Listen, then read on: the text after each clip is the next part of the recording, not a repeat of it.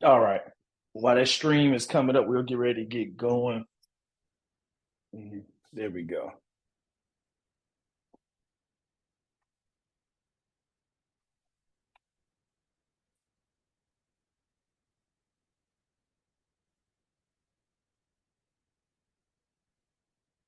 All right. Good evening, everybody. Welcome to the Success Challenge number two. Is the second one we've done this year. I think we're gonna step to free. I think we're gonna try to go like every other month. We're getting locked in and teeing these up.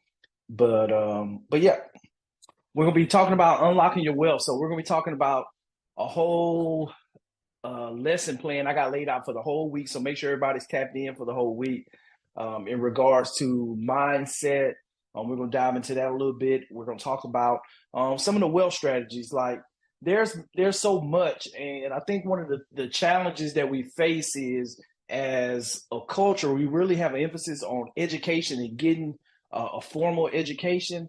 And unfortunately, once we get that formal education, there's a lack of awareness or a lack of emphasis on self development and self education and being able to continue to grow. Especially, it's a skill set that is desperately needed right now with where we are with how everything is being revolutionized with technology. But we're gonna dive in. We're gonna be talking about how to unlock your wealth, cultivating success mindset, and overcoming limiting beliefs. And we're gonna be walking through this together all through this week. And yeah, and so with that, let's get locked in. This is kind of what we're gonna talk about tonight for is the goals, objectives. Talk about kind of the pathways to financial independence. There are some pathways. There is a process to get there that's already been blazed by somebody else that's been taken to this point. Real estate's been around for centuries and centuries. Businesses have been around for centuries and centuries. And success leaves clues. And we're going to talk about those clues and the process to find success right now, today, 2024, with everything that we have going on. And how real estate plays a vital role in that, and how you can maximize your real estate advantages. Because guess what? We all have advantages, but a lot of times in potential, but we choose for whatever reason not to tap into them. So for those who don't know me, I'm Johnny Lynham, the military CEO, husband, father, author, lieutenant colonel, mentor, and I'm a huge advocate of financial literacy. April is Financial Literacy Month, and one of the big things that I'm an advocate about is just because I wasn't taught anything from school when you start talking about financial literacy. They didn't teach any of this stuff that I picked up after I had a 5-year degree going through engineering school, commissioned as an officer in the United States Air Force.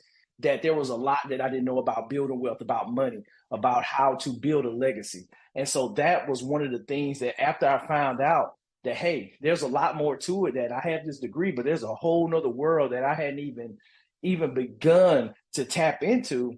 It was like, okay, it's on from here. And so from there, started investing in real estate to now where we're over a $14 million portfolio, over 120 units that we own, and continue to grow, continue to do more deals. About 16 months out from officially retiring from the world's greatest Air Force.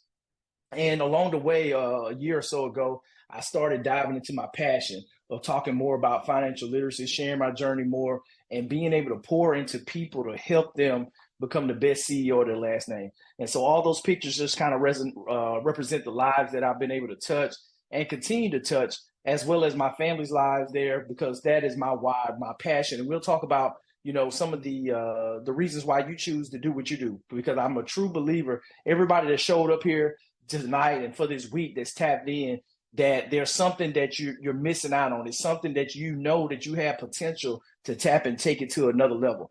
And so that's the thing that we want to tap in tonight is starting that mindset, starting that belief system to let you know that, hey, that you can do this too, that you can be successful in your own right, and everything that you've done up until this point in your life has prepared you to go to that next level if you tap into it. And that's what we're all about tonight. So yeah, and so that's the biggest thing that I want. You don't have to write it down, but I want everybody to kind of think through why we're getting started. Why are you here today? Because for everybody, it's going to be individually different. Just like for everyone's wealth strategy, their strategy to diversify their portfolio, to increase their income, it's all going to be different. And so really think about it. Why are you here today? Maybe it's time freedom. Maybe it's a job that's stressing you out, that's causing anxiety, that's causing depression. Maybe it's, hey, I just want to be able to learn how to be a better steward of the assets that I already have. And if that's the case, then this is the place to be. Because a lot of times we don't know what we don't know. And so the more information you get, the better decisions that you can make. And now you are able to tap in and go to that next level, whether it's time freedom, whether it's freedom to spend with vacations with your family or whatever it may be. Understand that, hey, you have to understand why you're here and why it's important, because guess what? Adversity is going to come and life is going to happen, because life be lifing, whether we're living on purpose and whether we're chasing our dreams tonight or not, it's going to happen. So the thing is when you have those adversity come up, when you have those challenges that you face that were planned or unplanned, that guess what? You got to know why it is that you're here so you can continue to move forward and step into your greatness. Because guess what? That's what it's all about. So no secret, my goal is to help 1,000 people this year improve their lives and get after it. But we're going to start talking about the problem. I love to talk about the problem briefly up front, because then we can focus most of our time on the solution. And that's what the ultimate goal is focusing in on that solution, where we are right now.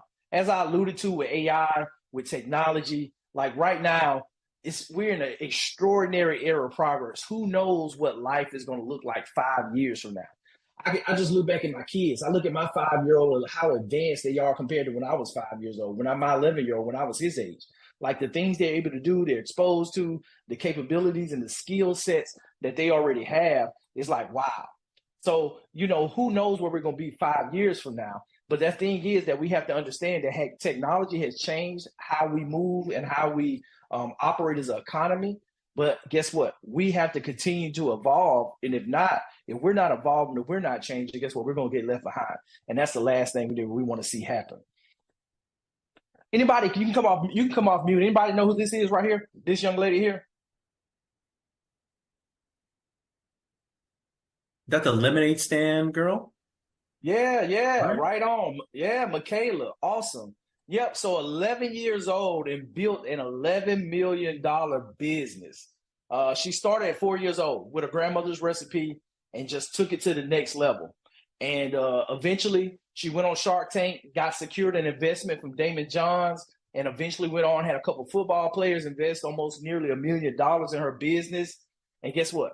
If an 11-year-old can raise $800,000 for a lemonade business, I'm pretty sure you can do whatever it is that you want to do in regards to building wealth, whether it's partnering on real estate deals, it's it's going through and managing your portfolio in order to increase the return on investment, or whatever it is that you need to get done.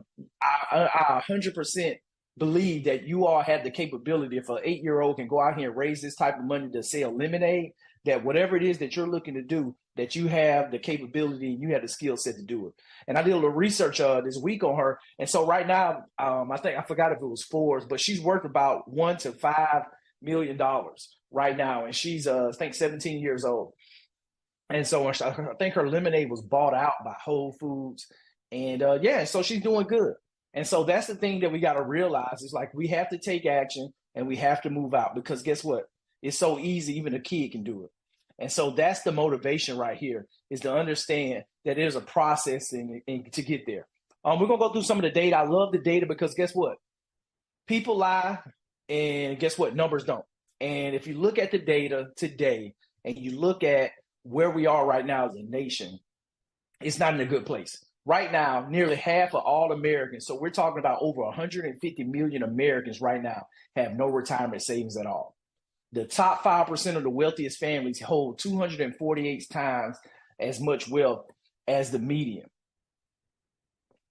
When you start digging into it, when looking at the numbers, that 45.5% have zero saved for retirement to the far left. And then you look at less than 10,000, 20%. So almost 70% right there have less than $10,000 saved for retirement. And so we're going in and we're talking about how to build wealth. We're talking about real estate, of course. Real estate was the asset vehicle choice for me. that I leverage. But there's multiple ways to create businesses based off your skill set on how you can increase your income. And when you look here to the right, when you look at the main reason why people don't have retirement savings, they don't make enough money to save, 45%. And right behind that, 24% say I'm struggling to pay my bills, your rent. So we got an income problem. 45 and 24 is almost 69%. We have an income problem. If you can increase your, if you could think about it, most people, if you can increase your income $2,000-$3,000 a month, that would be a game changer. That would be a game changer. And so this is the thing that we're going through and the problem that we have to look at solve when we start talking about increasing income and investing. Because right now, 64% of people are living paycheck to paycheck. And it's not getting, prices aren't going down. Nothing's getting cheaper. I just went and bought a Gatorade. It was like $3.59 for a 20-ounce Gatorade. I'm like, man, I remember when these were like $1.45 when I used to go pick these up on Sunday, when I was a teenager. But the thing is, you look at prices across the board and where inflation is at, we have to learn how we can increase our income, or else we're going to continue to fall behind. And we see that most Americans in the greatest nation on the earth right now, most Americans are not living the American dream. They're falling further behind. And that's where we don't want to be. So right now, when you look at assets and wealth, before we start diving in, 50% of the bottom 50% of Americans, so that bottom 150, right now it says about 330 million people in America. So that bottom 150, 160 million people only own 2.6% of the assets in the United States. And when you look at it and dive in, there's a couple reasons why. One, significant lack of knowledge about investing. They don't really teach investing in school. Many people remain uninformed for whatever reason. Once you get out of high school, most people aren't looking for more knowledge. They're just looking for their next job and they're moving forward. And a lot of people, they just stay there. They get complacent. They get comfortable. And then just an overall lack of understanding. When you don't have the education, most people don't understand about investing. I had no clue about the stock market, how the real estate market worked when I came out of college. And until it was the most humbling thing that I had to have a family member to sign my lease for my apartment building because my credit was screwed up because I didn't know I needed to be paying my bills on time and doing that. And so it was just a lack of education. But once I figured it out, I got it together and I got presented with an opportunity to buy my first property in 2006. And the rest is history. And, so that's the thing that we have to figure out and why I'm so passionate about it, because they don't teach you this stuff in school. They teach us everything else that we don't need. The periodic table with everything that's on there for chemistry. I've never used that again in my life since I left high school or college. And we got to figure out how to get the right information that people need to change their lives right now today. And that's what the goal is for this day. Because guess what? When you look at the Q3 of 2023, the wealthiest 10% in the US, they own 66.6% of the total wealth. And we already talked about the bottom 50% only own 2.6%. So over 150 million people, they only own 2.6 collectively of the assets. And that's why we have this drastic wealth gap that continues to get worse and worse as we continue to go along. And right now, the cost of financial literacy, I think this is our last data point as we dive in, that it's $1,800 towards the cost of illiteracy, not knowing how to move forward with your finances, with putting together a plan for investing and understand what you need to do. And that's the problem where we are, because the numbers continue to increase. And as you go through that, it continues to get more drastic and more drastic when you start looking at the impact. And we got to change that. And everybody here is going to be changing that. And that's what the goal is, that we're walking through this week, is to solve this problem with everything that we're going to be doing, everything that I'm going to be teaching this week. Coach Christian is going to be coming through. He's going to be teaching Thursday night and talking about goal setting and diving into some strategies where we can move out on everything that we need to do to level up in 2024. Because we're right now in Q2. We got a little bit less than 9 months to go, and we're going to be making progress. One of the big problems with all this, when we start talking about financial literacy, which is Financial Literacy Month here in April, the number one topic that they talk about is saving. Investing is when you look at right here, just the credit donkey as the source, is like they don't even talk about investing at all, but it's all about saving money and your checking account and saving account. You can't save your way to wealth. you have to invest. You have to invest in stocks, bonds, companies, start your own business, invest in real estate, assets that are going to give you passive income, assets that are gives you tax advantages that you can leverage to augment your active income and lower your tax bracket. You have to have an overall strategy, because I think I made a post the other day and talked about it, because guess what? If you don't have a tax strategy, the IRS has one for you already. And go look at the IRS tax code, and they're gonna tell you, hey, you're making this much money, we're taking this much from you off the top. And the thing is, they take your money before you even get your paycheck. They're already deducting it before you even get paid. They take your money. But guess what? As a business owner, you don't pay Uncle Sam his money till the following year, and you can actually file an extension and drag it out a little bit further. And so that's the difference with how they treat business owners and how they treat W-2 employees and the normal taxpayer. And so the more we get more informed, we can build strategies around our life and around everything that we're doing to help us hit our goals. And because guess what? Now we know where we're going. And so that's the thing, because at the end of the day, the top 1%, they know this information. They have advisors. They have it passed down from generation to generation on the information on how to move forward. They have the estate planning vehicles, the trust, the wills, everything that you need in order to hand it down in the most efficient way without having to pay taxes on a lot of your money as it transfers hands. And this information, we got to get it out there. And so that's what it's all about, because at the end of the day, they don't teach this stuff in school, and we got to get it from somewhere. And that's why I'm here tonight. That's why you're here tonight. And that's why we have the REI Genius mission, where we focus on real estate, entrepreneurship, and investing, and help everybody tap into their internal genius, because we all have that genius potential in us if we hone that skill and continue to grow it. But before we dive in, I want you guys to kind of know what to expect. I want you guys to participate, engage in everything. We'll be asking questions when we go through some of the examples. I want you to come in with a growth mindset. Embrace the new ideas and strategies. When you see the big numbers, I don't want you getting scared and saying, man, I can't do this. I can't talk about $1 million property. Yes, you can. Yes, you can. We just bought a 20 unit back in December with 100% financing on that deal. And it was $1.1 million. And the thing is, you got to know that it is possible for you. You can do it. I want you guys to be engaged with the discussion, the exercises. Don't be shy. We're family. We're all rocking with each other to this week. Get to know somebody. It's all about, one of the things we're going to look at doing more in-person events, because you got to build your network. One of the things that we're going to talk about this week is your network. That in the Facebook group, we're posting, we're doing the assignments each day.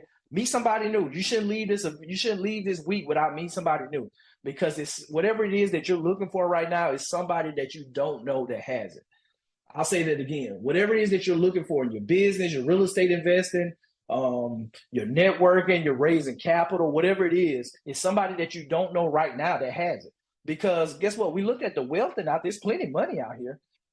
That's the thing. It's like, now, how do we become resourceful and stop focusing on the resources that we don't have, focus on what we do have, and look at how we become resourceful to take it to the next level.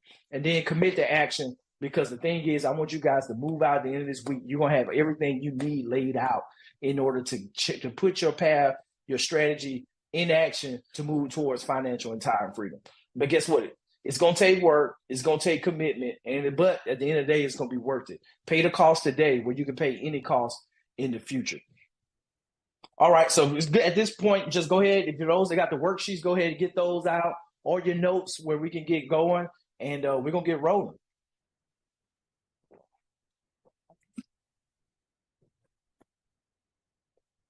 All right. So you guys can come off. Let me move over here where I can see everybody's face while I'm sharing the screen. But tell me what you think. Kind of go through. I want you to do an honest assessment on the scale of 1 to 5. Tell kind of where you are on the spectrum, and whether 1 if you strongly disagree, or number 5 if you strongly agree. I see challenges as opportunities for personal growth. I might ask somebody to come off and share, but be honest with yourself right now. 1 to 5. How do you see challenges as an opportunity for personal growth? Number 2, I actively seek feedback and view criticism as an opportunity for improvement. We're going somewhere, because the thing is, we want to look at these things that we see that come up time in and time out, and we got to understand how are we showing up for ourselves and how are we showing up in the world. I set specific, measurable, and achievable goals for myself. When's the last time you set a goal, you wrote it down, you followed up on it, and you actually tracked your performance to achieve it? I celebrate both small and large achievements in my life. Lastly, I actively seek opportunities to learn and adapt to new situations. I know that's going to be more than one because you guys are here tonight. So look at those five, give you a few seconds to kind of think through.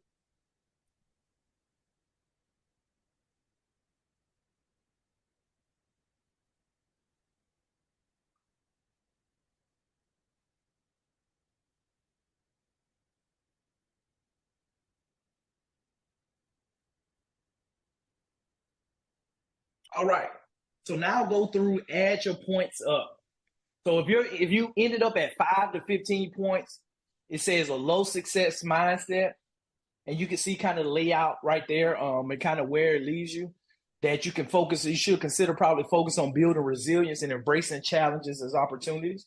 If you're kind of middle of the pack there, 16 to 25 points. You got a moderate success mindset. Um, Identify specific areas with lower scores and work on enhancing those aspects of your success mindset. And then the last one there, 26 to 35, high success mindset. Reflects a strong success mindset. You demonstrate a positive attitude toward challenges, effective goal setting habits, and a willingness to learn and adapt. Continue fostering these traits for continued growth. How did everybody do? Did anybody was anybody there on the lower end? We're all family. No, you won't have any judgment from anybody. Anybody feel like sharing where they are? I like to share, Johnny, so I get Come it on, come going. on. Definitely I go with the mindset of, fives and all those things and things that I do. Measure, especially with the measurable, I show my kids, hey, I'm going to do this. And then when it happens, I said, this is what, these are the steps that it took. So that's a That's regular awesome. thing. Yeah. And that's more in my sports and acting life, but I'm trying to, put it in my commercial real estate life. Okay, okay. No, 100%. No, I definitely appreciate you sharing that, Seth. And that's the thing. And Seth, what's your occupation background? I'm retired from law enforcement, and I'm currently an actor and do a number of things and with pro sports, things like that. Yep, most definitely. And that's the thing that I found with like military, law enforcement, like the resilience mindset, the focus and on like goal setting and that because it's really ingrained in what you do on a day-to-day basis in those jobs. And so if you excel in those type of careers, they lend you to be able to step into business and being able to move forward and have a success-oriented mindset. No, I definitely appreciate you sharing that. Um, Charles Swindoll. I'm convinced that life is 10% what happens to me, 90% how I react to it. And so with you, we are in charge of our attitudes. Life sucks. Life happens to us. The unexpected happens. We lose loved ones. We lose deals. We have a business plan for a deal and it goes sideways. Something happens that was unexpected. It's going to happen. It comes with it. But the piece that we have to understand is we must remain resilient because that is part of the process. And I think as Mike Tyson has the quote that everybody has a plan until they get punched in the face. Because life is going to punch you in the face. All we can do is remain flexible. In the Air Force, we say flexibility is the key to air power. And that's why we're the world's greatest Air Force, because you have to remain flexible. You have to foster leaders at the lowest level where people are informed and they feel confident enough to make decisions. And so that's the thing that we have to maintain a positive attitude and move forward because we can't get bogged down because I love for those that don't know my testimony and just being a follower of Christ that I'm really big on the Bible and it says that as we move through the valley of the shadow of death we won't fear no evil, and the big thing is we're moving through the valley, we're not stopping, we can't get bogged down when bad stuff happens, that we have to continue to keep moving forward and keep that positive attitude and know that if it's not working for us, it's working on us and we're moving out. Whatever the mind can conceive and believe, it can achieve. Napoleon Hill. Write this book down with your notes. Think and Grow Rich. This is one on the reading list that we have in our book club. But this is one, I think Napoleon Hill wrote this book like it was around 1930 time frame. And it's still relevant today. Think and Grow Rich. And whatever, and it's really, really focused on the thinking, the belief. Tony Robbins says that success is 80% psychological and 20% skill. Like when you start talking about the blocking and tackling the foundations of building wealth, it's really simple. It's fifth grade math. We're add, subtracting, multiplying, dividing. That's really about it. But it's the mindset, how we show up, the resilience, not quitting, remaining consistent with whatever we're doing in order for us to help us find the success. And so it goes into, seeing an opportunity instead of a problem, having admiration for life instead of jealousy or someone else's success, seeing something as a lesson instead of a difficulty, making it worthwhile instead of looking at something as being too hard, or looking for feedback instead of criticism, and then looking to seek to find out instead of saying that you don't know. And that's one of the words that I tell my kids they can't say is try. Try and can't. Because I'm like, what do you mean you're going to try to do something? I hope I can do it. It's like, no, there's no hope. And I think with Shannon Sharp's like, Hope, who is Hope? Hope was the girl I went to high school with. It's like, you don't tell me about you hope you're going to do something.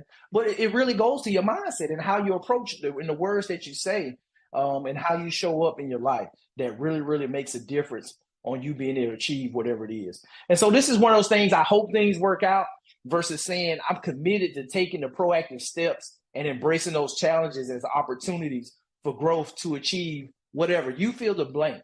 You understand whatever it means. You may need to focus on your business. You may need to focus on your W-2 job, the job that you have right now to get a promotion, to increase your pay, your salary. Or you may need to pick up more assets to build more passive income. But understanding whatever it is, what you think and whatever you need to focus on to do it. And then why is this important? It sets the foundation for achieving goals and overcoming the obstacles. Because we already said and agreed that they're coming. But now we have a framework on how we can move forward to keep that positivity. We find the right community, and there's other things that we can do to foster this growth mindset, this success mindset, and shift that perspective on how we can embrace that transformation that we're going to bring on into our lives. One of the big things as we continue to go through is having that positive attitude, embracing the challenge. I can't do this changes into I'm determined to find a way to overcome blank and achieve my goals. Focusing on growth. The glass is half full instead of being half empty, and then remaining resilient through all of this with that determination and using failures as stepping stones. Because I guarantee you, if you've been successful at surviving this far, you've overcome every setback that you faced already in your life, then you're already successful. And I tell my clients as I coach them that success is something that's measured backwards. Like you being better than you were a year ago, 5 years ago, 10 years ago, that's success. It's not about, hey, I want 100 units or 1,000 units 10 years from now. No, success is being able to say, look in the mirror and say, I'm better than I was yesterday, a year ago, 5 years, 10 years ago, and I'm continuing to improve. That each and every one of you are already successful right now in your own right, with everything that you've already been able to achieve. Right here, success is walking from failure to failure with no loss of enthusiasm. I can't remember who had the quote, but they was pretty much saying that the life of an entrepreneur is like getting punched. It's saying you getting punched in the face and then you're walking around like everything's okay. It's like, you're taking shots, you're getting beat up.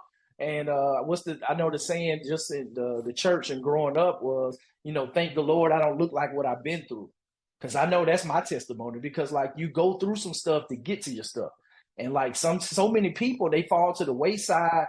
They don't go through, they let life beat them down, and life wins because they give up. And the thing is like you got to continue to go embrace the failure and move through it with the same enthusiasm, because guess what? You know that the brighter day is coming, and it's always darkest before the dawn, and you can't quit, and you got to keep moving forward. So this is one, as we kind of transition into some of the execution piece, I want to just kind of tee this question up and kind of maybe get one or two people to participate. But how do you guys kind of view failure? Do you view it? Have you viewed it always kind of as a negative thing? I know, like a lot of times you get trained and you eventually start picking up like, okay, this just happened. This happened. It's a negative event. but how can I change in my positive thinking? Because I know I wasn't always positive when it came to negative events happening in my life. That losing my mom, that was one that was tough, that really shook me. That I'm still evolving and going through, that you learn how to manage. But the biggest thing is being able to have the system, the people around you that can help you get over the hump when bad things happen, when it goes through, and make that choice. But has anybody else had any failures or setbacks in life they had to deal with, and Yeah, adversity they had to overcome? yeah, I mean, I Absolutely. think we've all had failures, but one of the biggest things is to try to walk away with, not try, because that's not the word we want to use, but walk away from that failure with a lesson, right? Because life is, we have failures, but that's also how we learn to get to the next level as well. So you have to look at, what can I take from this situation that either will prevent me from making that mistake again, or, having not necessarily the right association or the right relationship. How can I build from that failure and grow and learn from it? No, 100%, 100%. What were you saying, David? Thank you for that, Leslie. No, I was just, she said it perfectly well. Failures are lessons. I think I look at failure differently now than I did, in my 20s and 30s. I have a different perspective. I try to keep an open mind, knowing that I have another day ahead of me. So a Okay. lesson learned, another day to live and learn from that lesson, and try to strive through it. So I just look at it differently, and I keep good perspective and open mind to it. No, for sure, for sure. And I think that's the thing that we have to realize, because we're continuously growing. He's like, I hadn't always looked at it, but now I know. And so I think that's the thing that we have to continue to position ourselves, and being able to lean on our past events that we've overcome, and knowing that we can move forward with anything that comes in front of us, and just focusing on changing how we think. And that's how we grow. We got to continue to grow. No, I love it. I love it. Thank you all for sharing that. Kind of looking at the next step, kind of going through with limiting beliefs. This is a big one that go back to looking at, for those in the workbook, kind of looking at these. So we got five areas to look at with limiting beliefs. I'll tell y'all as we go through. My biggest limiting belief that I had, when this real estate side of it, was the raising capital piece, and thinking I'm begging people for money versus raising money and presenting an opportunity. And we'll talk about that. But this is a big one, limiting beliefs. I believe that challenging and reframing negative thoughts is essential for overcoming limiting beliefs. Like, when I first started, I didn't even think about that. Like, it was just bad stuff was happening. I didn't even really think about how am I showing up? How am I holding my own self back with my thinking? Number two, I regularly seek feedback as a means of overcoming challenges and improving myself. This is one that the Lord had to work on me on. I was like, man, I don't want to hear nothing negative that somebody's talking about, and people hating, and they ain't sincere and all that. Like that was a growth area, because you want to get that feedback, because if people not telling you, you could be walking like we call it, the emperor's walking with no clothes on. It's like somebody got to tell the boss that it ain't all roses and rainbows down here. But so that's the thing you got to get. You got to get that honest feedback. Number three, I view setbacks as opportunities to learn and grow rather than insurmountable obstacles. I surround myself with a supportive network of individuals who inspire and motivate me. I celebrate both small and big achievements in my life. That's one I had to work on as well too, with the achievements and celebrating the wins. That you get not necessarily numb, but I'll tell you, for those that are really focused on growth, it's like you got this big audacious goal, and the little accomplishments that's building up to get there. A lot of times you don't stop and smell the roses and celebrate the success. And so that's one that I continue to work on, and kind of take in those victories. But yeah, go through right kind of 1 through 5, identify where you are on the scale, and we'll give you a few seconds to kind of do that, and then we'll tally up the scores as we continue to go through, and kind of look at those where your responses fall. And because getting over limiting beliefs is one of the big areas we talked about. Is 80% psychology. Like, your mindset and your ability to kind of have a positive perspective on things is critical to being able to make this stuff happen for you. And you can see here just on the point structure, just how it all lays out in regards to, you know, the low end that you need to probably consider exploring strategies to challenge your negative thoughts. You know, it's like, hey, money doesn't grow on trees. That was when it was always taught. And time is money. Like, no, you know, that's one that was completely ingrained. Like, time is money. Like, no, time is infinitely more important than money. Because guess what? If I told you I was going to give you $1 million, but you have to lose your life tomorrow, you wouldn't take that $1 million, because guess what? Time is more important than money. And so, but we kind of understand that. At the same time, we don't live our lives like that. Because guess what? If you had $1 million in the bank and I said, hey, you got this illness, but if you pay $1 million, that it's going to guarantee you will live 30 years and you will be healed completely, who wouldn't pay that $1 million if they had it to get that cure? You would. And so that's the thing that we have to realize, is like those limited beliefs, thinking time is money, it holds us back when we realize that the wealthy, they know that time is the most valuable thing. They'll easily and greatly trade money for more, to buy time, to buy somebody else's time, to buy employees to execute the business for them, to buy their time back. And so that's the thing we have to start living, like the information we already know, that time is way more important than any type of money that we can get, because we can always get more money, but we can't get any more time back once it's expended. And so the next step, kind of looking at there, you've got room for improvement in adopting more proactive approaches of defeating limiting beliefs. 16 to 20, your responses indicate a strong recognition of importance of overcoming limiting beliefs. And you probably have a positive growth-oriented mindset. Then 21 to 25, hey, you're smoking hot. You're outstanding, high scores, keep up the good work. Hey, maintain a supportive network, celebrate your achievements, and keep up the positive mindset. Let's go. That's who you want on your team. That's who you want in the alley with you at night. That's who you want in the foxhole with you, that's fighting. Somebody that's locked in and they know what they want out of life. And guess what? They're going to help you get what you want out of life. And that's what we're all about with REI Genius, with the community, is building that out. So here's some more insights on overcoming limiting beliefs. I'm not good enough to succeed. I'm continually learning and growing, and my skills and abilities are improving every day. I am fully capable of achieving success in blank through dedication and perseverance. Like, I've heard people, you know, with just one-on-one coaching sessions that told me they didn't think that they were worthy of success. Like, they didn't think they were good enough for finding success, for being successful in real estate or whatever it may be. And so that's one of the biggest things that you have to realize, is like, we've all been through a lot, like with how the environments that we grew up in, the environments we may be in right now, but we have to figure out how to move past those things and focus in on understanding that, yes, we are worthy of wealth. We are worthy of financial freedom, of time freedom. And we just have to put the work in to go achieve it. And just having that can-do attitude with it all. Goal setting. Specific, measurable, achievable, relevant timeout. That's a whole 30-minute presentation in itself with the goal setting. And Coach Christian is going to break that down on Thursday a little bit more, with setting you guys up with that. And then with just being able to visualize, with the visualization, you know, for us having your vision board to reinforce those outcomes that you achieve, and everything from where, and I know you can go check my YouTube out. I have I think the last 2 years that we've done the vision board party, where we recorded just going through and putting the vision board and just kind of walking you through that process to build a vision board out for your life.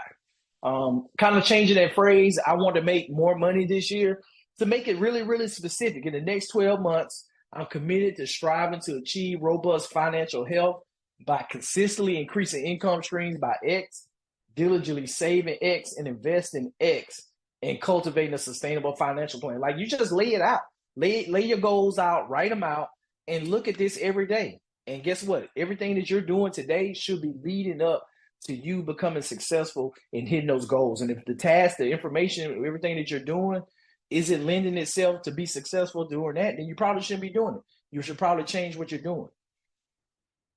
This is one that I've taken with me and everything that I've done in life from my mom. But regardless if you're mopping floors or cleaning toilets, whatever you do in life, always do your best. that was the mindset that she instilled in me from when I was a kid. I don't even know what age. Like, it was always do your best. There's more to life. You got to get out of here. Because I grew up, country dirt road. We only had 3 lights in town.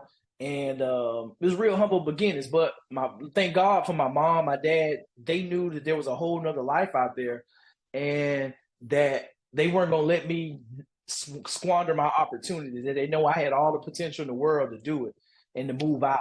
And with that mindset of always doing your best and understanding sometimes when you show up in the room, sometimes you're going to have to outwork everybody else 2 times and work 2 times as hard just to get the same amount of recognition.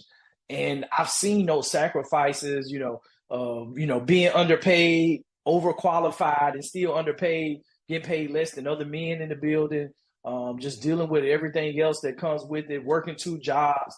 And it's like, how can I not go out here and give life my best when I seen the sacrifices directly to my parents and then grandparents and what they've done and they've been through. And the same story that we've all had, challenging environments growing up in, but we have to leverage that and use that as fuel to push us to our future success and continue to push us towards our greatness in everything that we end up doing. Viewing challenges as opportunities. I don't know if I can do this. It seems too hard. I'm determined to turn obstacles into opportunities, figure out ways that I can do whatever I need to do, fill in the blank and make things happen. Seek feedback and learn. This is always one that's uncomfortable. Like when people give you critical feedback, and just know it's to make you better, that you don't know what you don't know, that you need somebody covering your blind side, and you need to have somebody that you trust that can give you honest feedback where you can continue to move forward and execute on whatever it is that you're doing. And that's the thing we call it the wingman culture in the Air Force, where, hey, somebody's got your 6, they got your back, and they're looking out for you. Who are you with? I'm going to keep trying on my own, or say this: I'm actively building a thriving success network by fostering meaningful connections, collaborating with like-minded folks, and leveraging diverse perspectives to propel my personal and professional growth by doing X. Like, you got to tap in, you got to continue to grow, you got to find the people around you to grow, because guess what? You are a sum or average of the 5 people you spend the most time with. If you're spending time with 5 millionaires, guess what? You're gonna probably be the 6th. And if you're spending time with 5 losers that's not going anywhere, you're gonna be the 6th loser. And it's just a matter of time, because guess what? Most environments are too impactful for one single individual to change the environment. Eventually, you're going to succumb to your environment. And so that's the thing that you got to go and realize, that if you're not in the right environment that's conducive to you as an entrepreneur, as an investor, as a family man, or as a family woman, or whatever it is that you want to be and whatever you see your life being in the future, then you got to change your environment.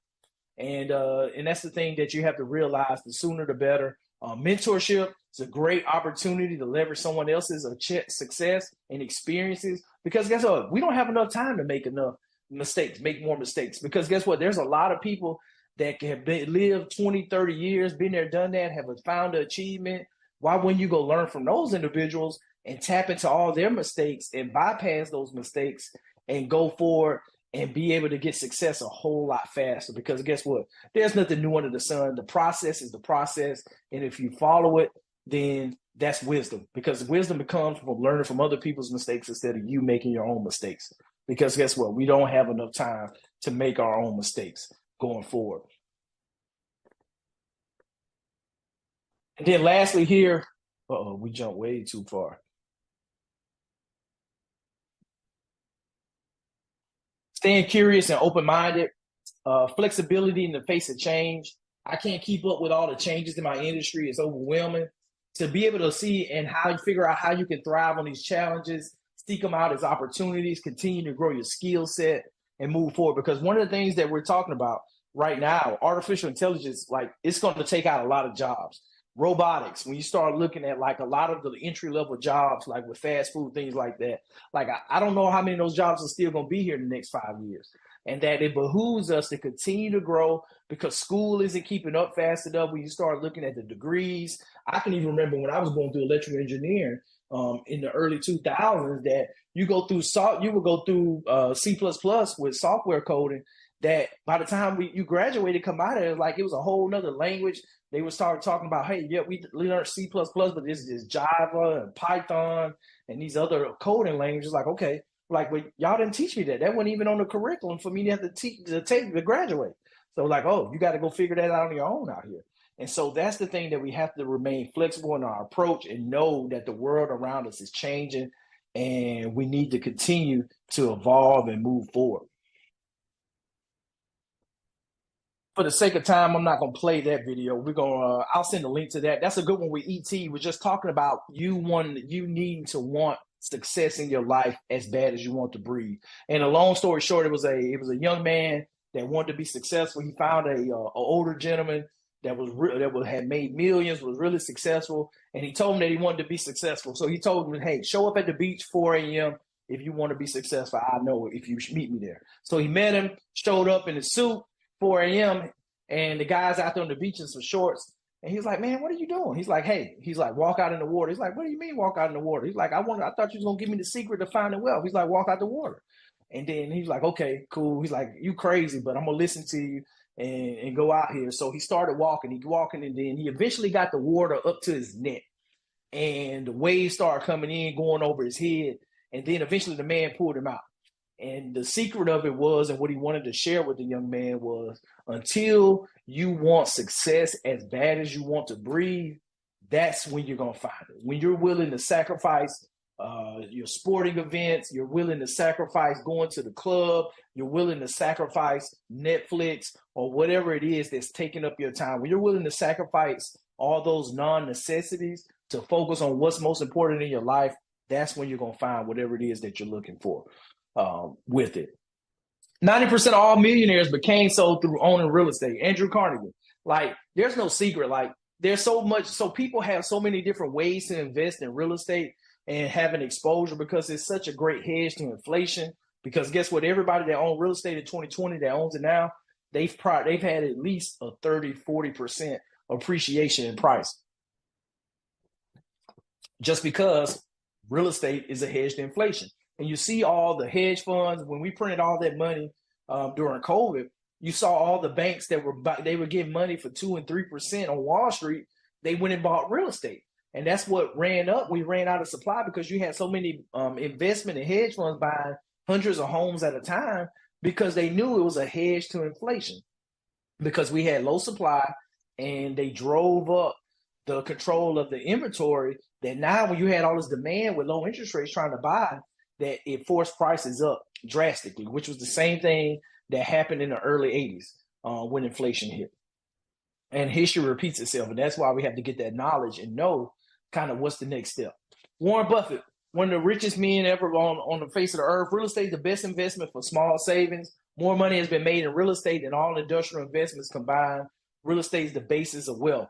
Like, a lot of people have and hold this one of the assets, because the thing is, nobody just, that's a millionaire has got $1 million in cash or $1 billion in cash. Like, no, they're buying assets. They're buying stocks. They're being paid in stocks and bonds for the company. They're buying assets and putting their money into real estate that's paying passive income because it's taxless, and they can hand the assets down to their family, and they don't have to worry about taxable events with owning these assets. And so that's the thing that you have to realize, because income that you earn from working and actually trading your time for money is taxed the highest, versus capital gains from stocks, from real estate, is taxed way less, which allows you to grow your money faster, versus the money that you're trading from working in a job and trading your time for money is taxed at the highest rate with the government.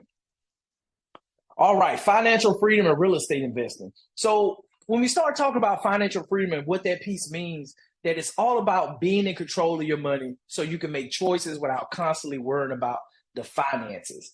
And so that's the biggest thing that we have to realize. It's like everybody's strategy, their wealth building journey is going to be different. It's not going to look the same. And that's okay, because guess what? You have to build the right strategy for yourself.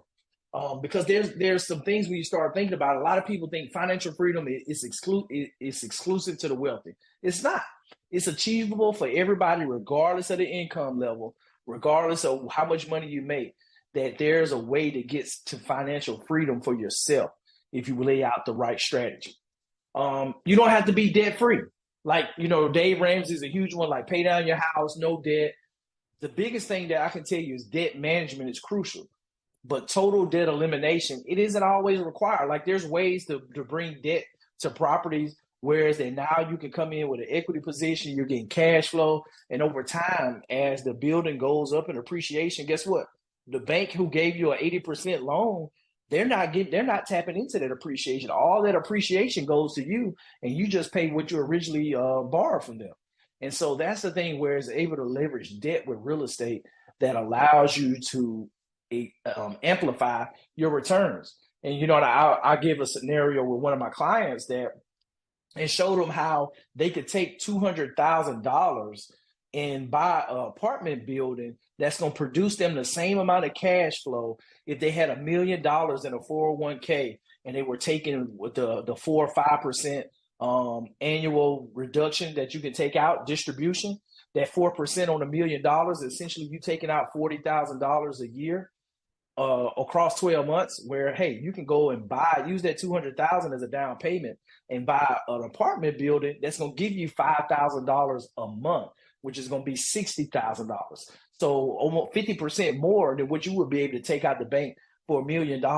And so, and that's controlling an asset that produces income, that has tax advantages with bonus depreciation, and that you have the residents paying down the debt each month for you. And guess what? It's going up and appreciating in value. 10 years from now, it's going to be worth more. And it's paying you more than you just having $1 million just sitting in the bank that you're living off a retirement account. But that's how you can leverage debt and couple with real estate in order to build wealth.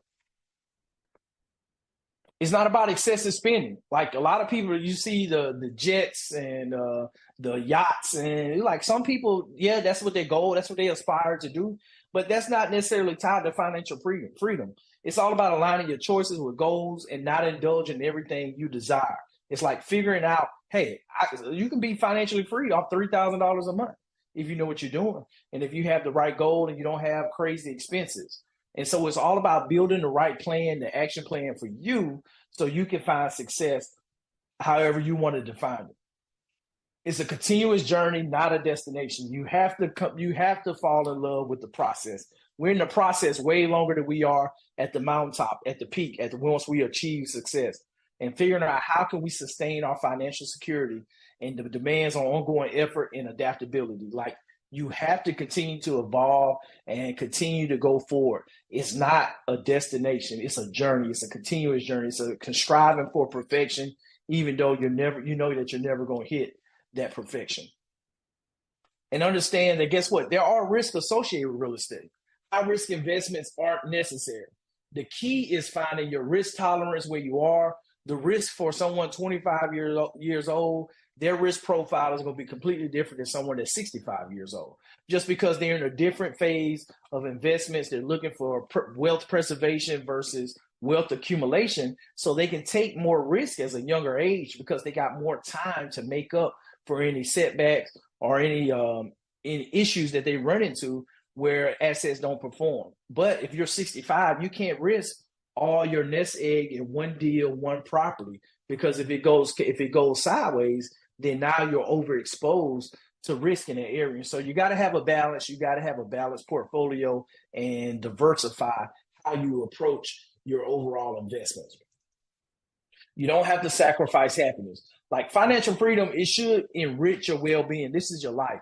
This should pour into your life. Like a lot of people, they think money is going to give them happiness, or things like, if you're not happy as an individual when you're broke, you're not going to be happy with money, because we see too many people with money that's miserable. They are depressed. They commit suicide.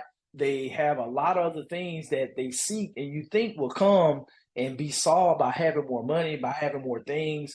But the thing is, like, it's internal. Your happiness has to be internal. You have to have that internal source that's going to feed you. And now everything else is, you find that contentment in life. Whereas that if you have it, like it was Paul that said, hey, he's been shipwrecked, he's been in jail, he's been hungry, he's been full. He was like, hey, it is what it is. That's life. I'm content with it. And it's going to be good. And so that's the thing that we have to figure out, that financial freedom, it's a tool that it's going to help enrich our lives. And it shouldn't be a burden with how we're moving out with any of these things and what we're doing to build. So at the end of the day, it's like having the keys to life to live your way without having to stress about money. Like being able to cover your expenses with passive income, like that is the ultimate goal. And so at the same time, you're reducing expenses, but at the same time, you're increasing your income where eventually you're building the life that you want to have. And it doesn't have to take a long time to get there either. And so that's the things for us. We talked about the power of real estate, but you just look at some of the metrics with home ownership being at 65%. The highest home ownership rate is in the Midwest, where it's a little bit cheaper. 26% of the market is first-time home buyers. One of the big things that you kind of focus on, you see that the third bullet top right, to the left, I'm sorry, third bullet, 78.9% of 65-year-olds and over owned homes in the second quarter 2023. 80% of 65-year-olds own homes. That is going to be the largest transition of wealth over the next 2 decades as the baby boomers retire, they downsize, they go to live with relatives or assisted living, that 80% of them own real estate. All of them are going to have to sell that property. Like that, it's going to either transfer at death through probate, or it's going to transition and be sold as they downsize or they move on. And so being able to get good at working with this niche will change your life. And this is the key area that we focus on when you start looking at it on the single family side.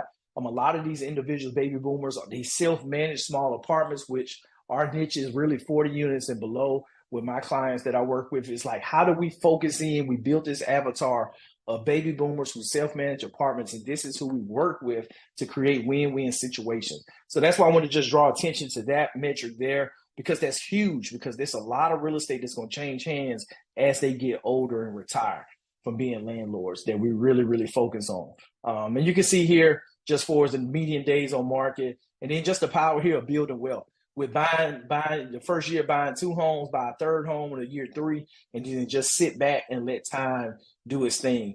And you see the light blue is just your profit from just the rental income, and then you see the home equity in the dark blue that's building up. And you can see here with the value in 20 years of $1 million, and you just see that compounding effect that happens there with building wealth. And then just overall, we talked about the benefits of it. Generate passive income. You build equity over time. It's a hedge against inflation. It's a tangible asset. It appreciates in value. And I like the big thing. You got control. You can control. You can go in and look and see how to improve a property to increase the income. And you do this smartly with a great plan and building a solid foundation that you're going to build long-term stability and freedom in your life, guaranteed, if you do it right. And you don't quit and you stay committed to the process. And so we're going to roll into kind of some of the truths about it that, because a lot of people, one of the myths that they have is, we got to have a lot of money. I just talked about that, the 20 unit deal we did in December, that you didn't have to bring no money to the table. It was 100% owner financing. And so there's different strategy, different financing. You can bring partners in on the deal that have money, and you bring the deal to the table. And there's so many different ways that you can invest in real estate without actually you bringing all the money to the table and you owning 100%, that you have to be creative. You're only limited by your creativity. Real estate isn't entirely passive. That's one, even like with passive investment, it does take action. It does take some active management. It still takes, you weighing in and making decisions. One of the things that you have to do is hey, the stove went out. We got to spend $600 to buy a stove. They're send me a message and I have to answer that question. So okay, yep, go ahead, buy a stove. It's a no-brainer. But there's still some activity that happens. And so in order to build up to get to passive, a lot of times that you're going to have to step in and do the work on the front end in order to make the opportunity for passive income a reality. And so I think that's one of the biggest things that when you look at that, a lot of people think that, hey, I can just put my money in and walk away. But no, there's management challenges that you have to go through sometimes, and you got to be willing to be hands-on in order to make sure you're set up for long-term success. Not all real estate appreciates.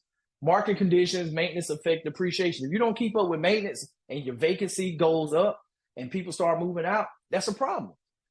If the market, say, hey, you get over flooded, like all of a sudden where you have your apartment building, they just built 500 units right next door to you. Class A, and they're marketing the rent the same as what you are. If you got that much inventory that just opened up, then now that's probably going to push vacancies on your way because people can go get new stuff for cheaper. Then you're going to have to drop your prices. And so market conditions can change. And so that's something that you have to look out and be cognizant of as you're looking at the entire real estate landscape for your local area. Flipping houses isn't easy money.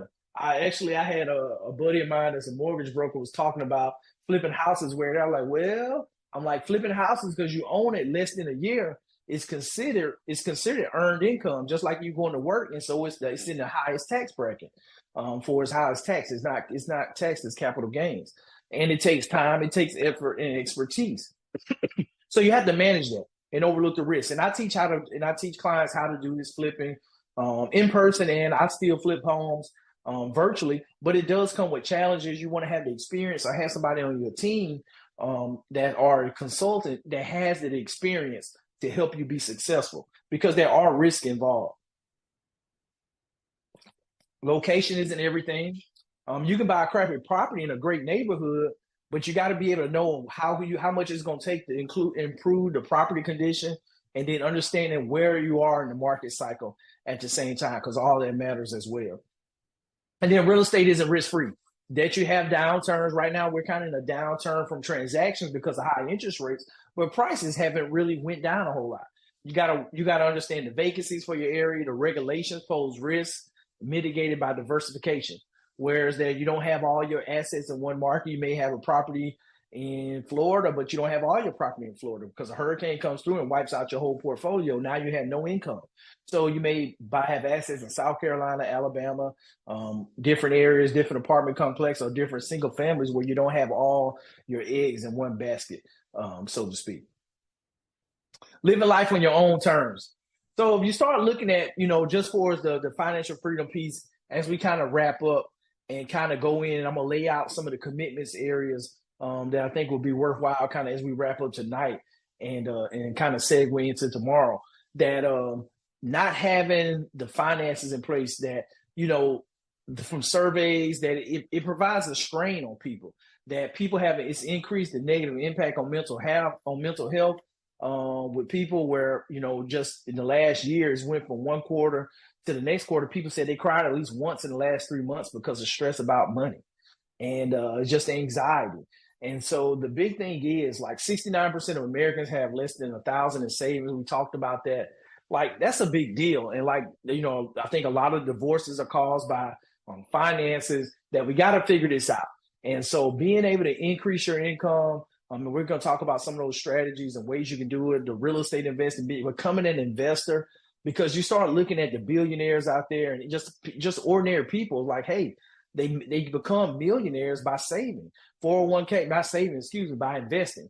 And the more you're able to invest, guess what? The less that you eventually have to work, because your money is starting to work harder and harder for you and bringing in more money versus you trading time to bring in that capital.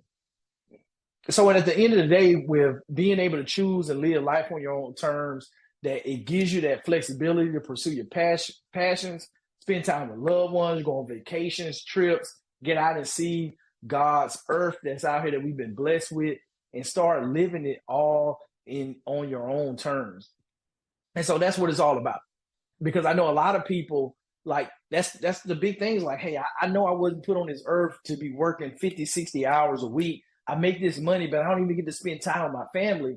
And, one thing that really spoke to me, I don't know where I got the quote from, is like, the only people that are going to know all the sacrifices and all the overtime that you worked at your job is your kids.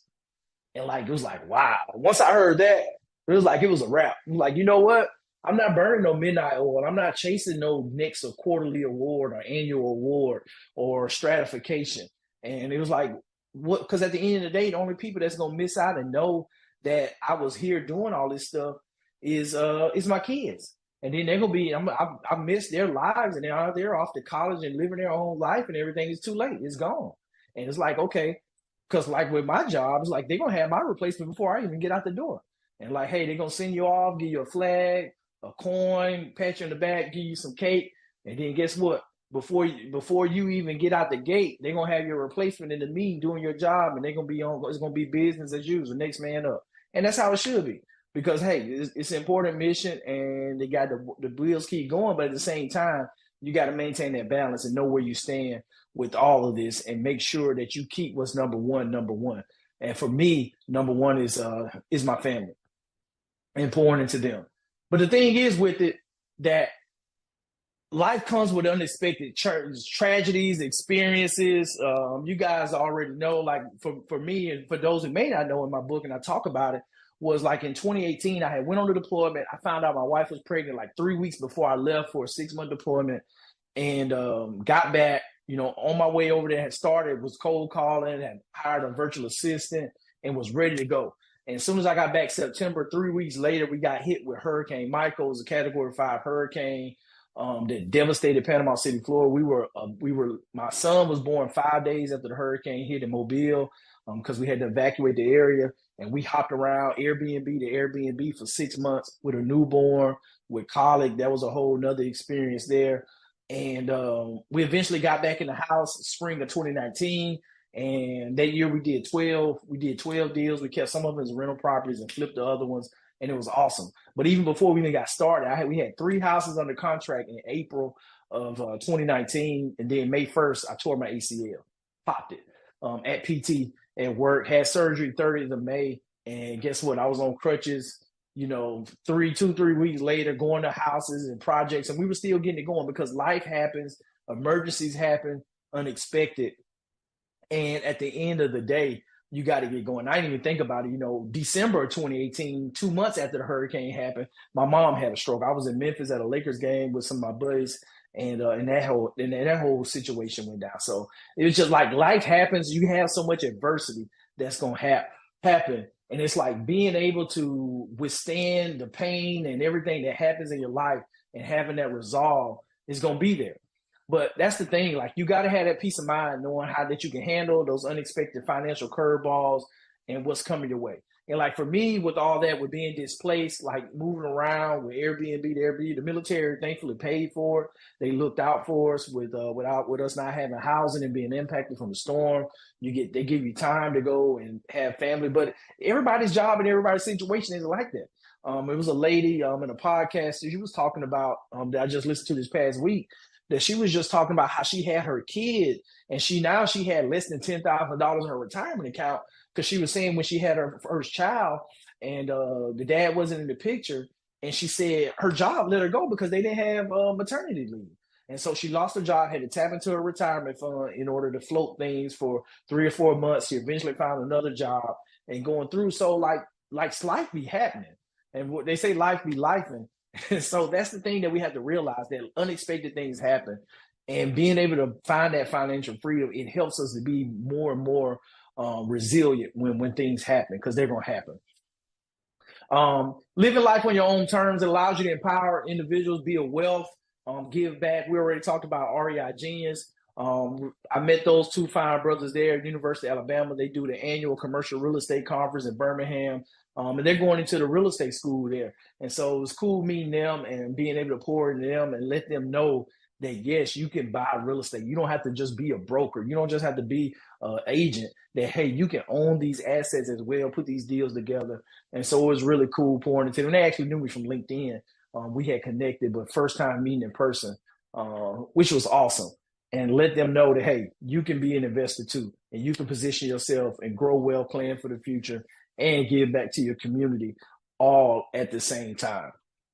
And being able to go through and align with your values and long-term goals. And that's the biggest thing that we're doing with all this stuff, is like, you never know. You don't even know what you're capable of. You don't even know what opportunities are going to come before you, and the people that you're going to be able to impact once you decide to take action, to continue to move forward, and to continue to start chasing your dreams and living your dreams. Because at the end of the day, you're going to be able to tap into those things. And what matters you the most is what's going to give you that resolve to kind of see things through and get there. And so I want you guys to kind of think about what you want the impact of your life. So I know we dove into the financial aspect of it and kind of get into the mindset, getting past some of those limiting beliefs and changing our perspective on adversity. But now I want you kind of to dive in to what it is that you want. So I want you guys to kind of, as you go through the worksheet, set those goals in some different areas. I laid out some different areas here kind of that lead to that financial freedom. But I want everybody to kind of aim to save and invest at least 20% of your income annually. So that's a goal. It may be 10%, 5%. Start somewhere, but think through what's that number for you. I want you guys to kind of think through that one. Understand how much do you need to be saving and investing of your income? How do you get to it? Figure it out and understand, hey, I want to start maybe 5% this year and then grow to 10% next year. It's going to be different for each and every one of you, which is okay. On the real estate investing side, I challenge you to plan to purchase and manage at least one rental property within the next 5 years. Who in here thinks they could buy a rental property in 5 years? Anybody? I do. Come off you. Okay. I do. Yes, Yeah. I do. We do.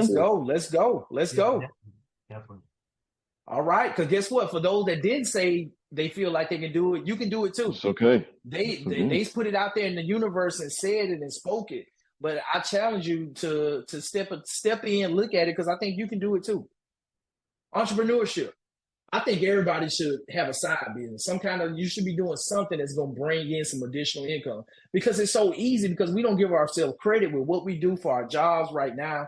You could easily be a consultant, and it's a little bit more risky working for yourself, of course, but guess what? It's an opportunity to diversify your income, to bring in another stream of income. And what if you picked up just 1 or 2 clients that you're working and bring in an extra $2,000 a month?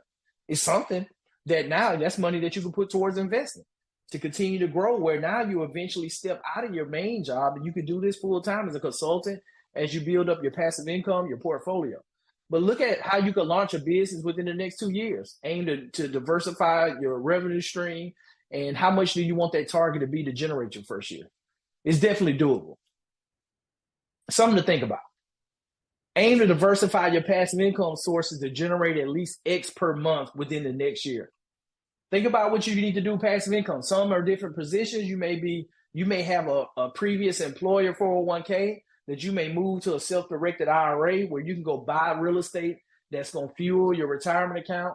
Or you may be taking distribution like, hey, I'm going to go buy an apartment to bring in passive income. And now that's going to bring in enough passive income to set us up for retirement where we don't have to worry about working anymore. Because people are living longer. And guess what? That money, if you haven't been saving for retirement, that money isn't going to go that far. And so that's the thing that we have to work through and understand. How do we build up passive income? And if you're on the younger side and you got more time in front of you, you definitely want to start building the passive income up now, because you're going to reap all those benefits in your later years. So think about, what's that passive income number for you that you can start getting to and get working towards in the next year. Education and skills development. Allocate at least 5% of your income towards ongoing education and professional development annually. Get out, network, meetups in your city, your local real estate investor. Get some of the national conference that's happening in Orlando, Las Vegas, Atlanta, different areas. I know there's all kind of conferences, whatever you want to get into, where you can get out, meet other investors, look at joining communities.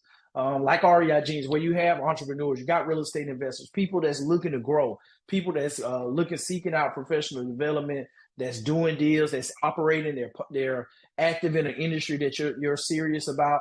Look and see how you can get out and find these individuals in your local area, but then maybe also outside your local area. Meetup.com is a great one. There's other areas as well too, other platforms where you can meet people and do that. Set a goal to reduce your monthly expenses by at least 10% or less over the next 6 months. So that's something to look at. Expenses.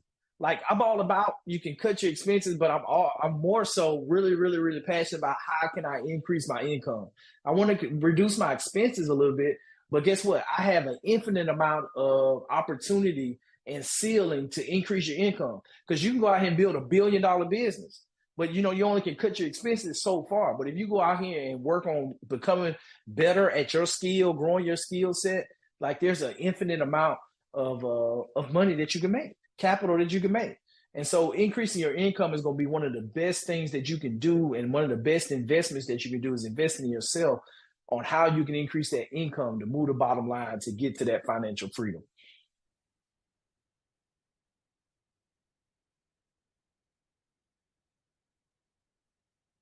And moving from there, oh, okay, we're thinking here.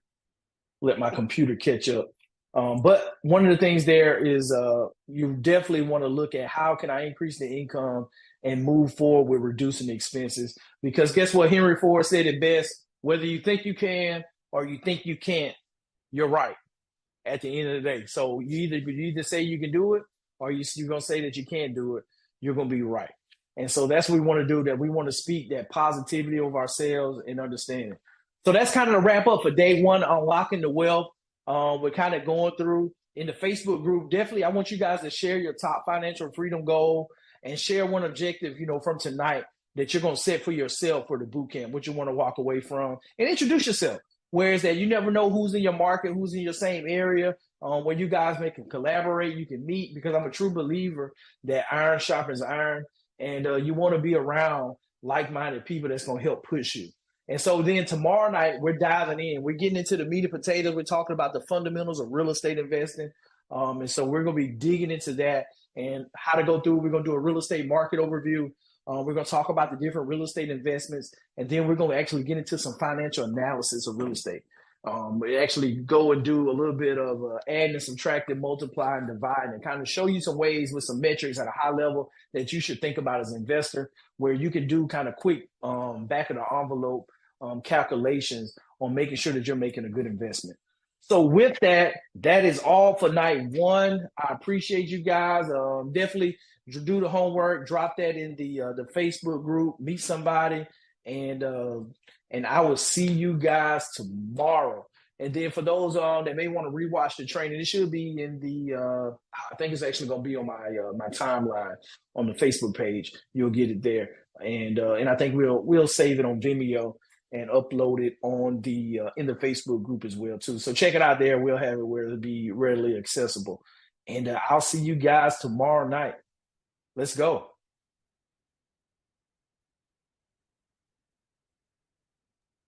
God bless. Thank you.